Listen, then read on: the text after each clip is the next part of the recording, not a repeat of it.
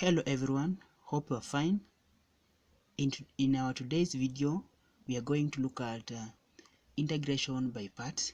Remember, there are other techniques of integration. We have substitution among others. So today we are going to look at integration by parts.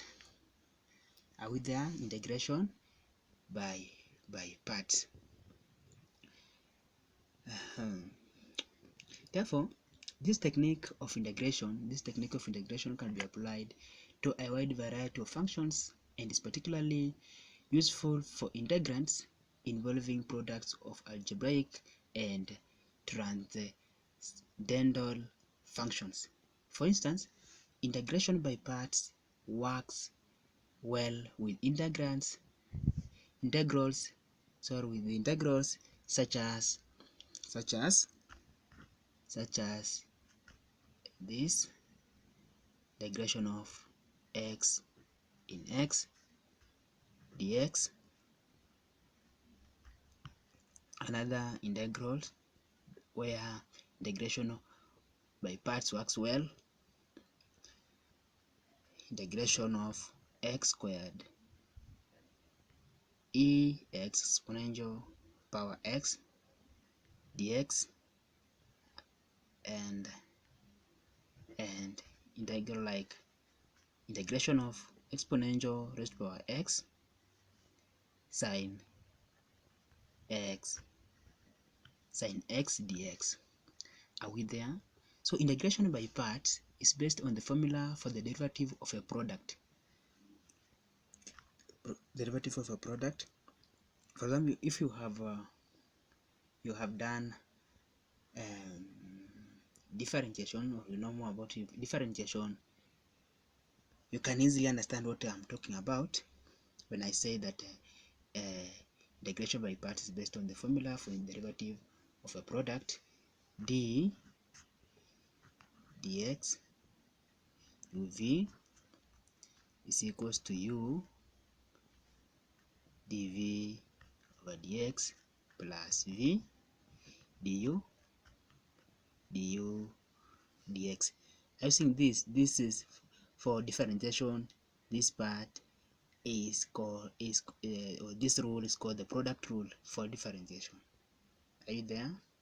So where both u and v are differentiable functions of x, if or I can write this, if we can say if the derivative of u and the derivative of v, and I write v prime is derivative, first derivative, I write u prime, I mean first derivative of u, then v prime is first derivative of v. If u prime and v prime are continuous,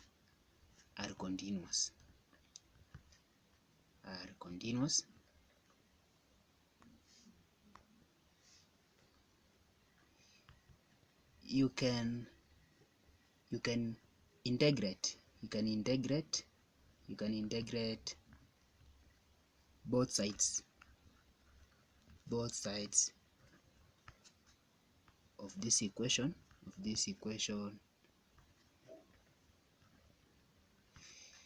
to obtain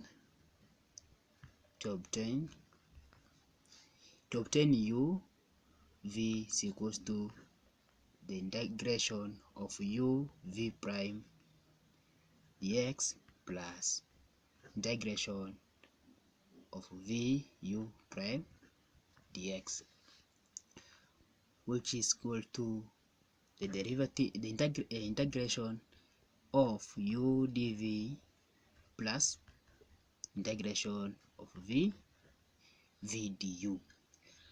By writing this equation, you obtain the following theorem. Can just write theorem. If u and v are functions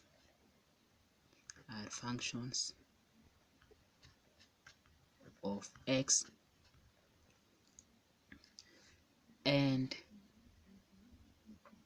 have continuous derivatives, continuous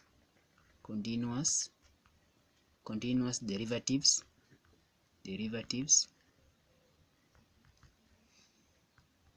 then the integration of u dv is equals to u v minus integration of v du, and that this is the formula that we'll be using or applying when integrating by parts.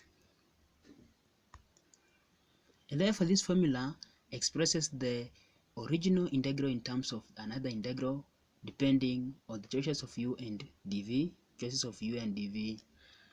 It may be easier to evaluate the second integral than the original one because the choices of u and dv are critical in the integration by parts process. We provide the following guidelines. You have the guidelines for integration by parts. You have the guidelines for integration by parts. This is the formula that we'll be using.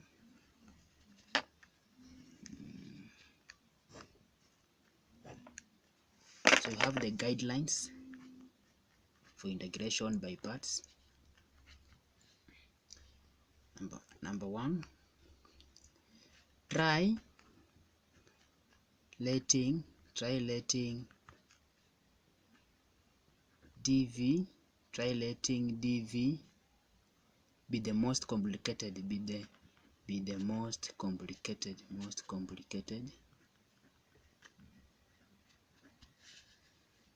portion of the integrand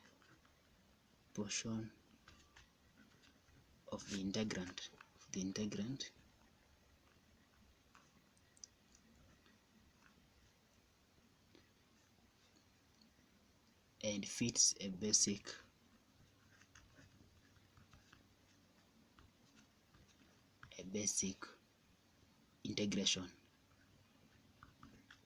integration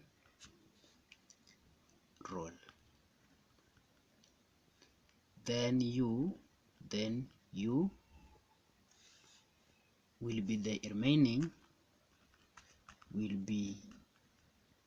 remaining factor or factors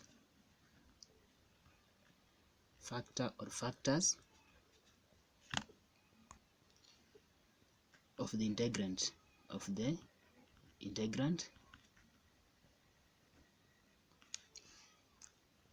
Guideline number 2, try letting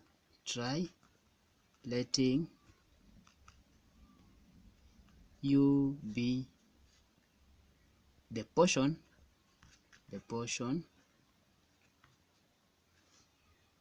of the integrand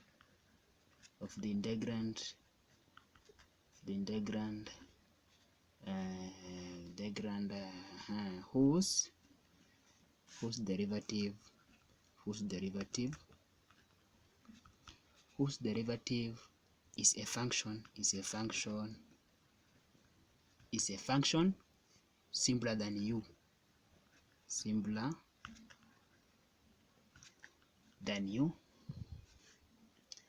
then the dv.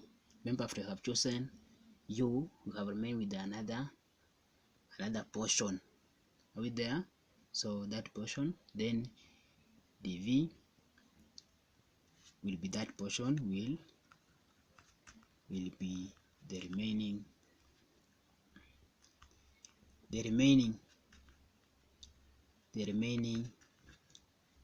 factor or factors, can be one or many or more than one, of the integrand